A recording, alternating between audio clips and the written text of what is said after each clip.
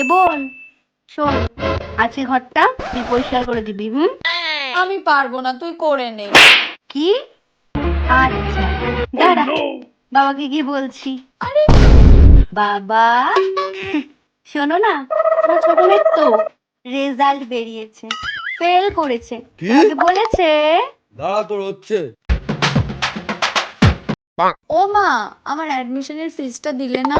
এই তো আগের মাসে নিলে অ্যাডমিশনের ফিস। আরে কলেজে তো লাগে। দাঁড়া দিচ্ছি। আরে, ওটা তোর ঘুরতে যাওয়ার টাকা, তোমাকে ঢপ দিয়ে নিয়ে নিচ্ছে। কি, তুই এই করে বেড়াস? তুই এইভাবে আমার থেকে টাকা নিচ্ছিস?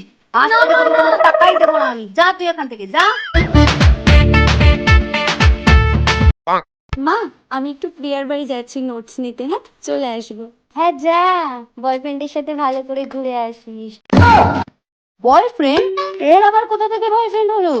ও, তুমি জানো না? না, 1 বছর তো হয়ে গেছে, তোমার মেয়ের বয়ফ্রেন্ড আছে। আজকে তোর একদিন কি আমার একদিন, আমি বাড়ির থেকে বের হওয়াই বন্ধ করে দেবো। না মা, ও মিথ্যা কথা বলছে।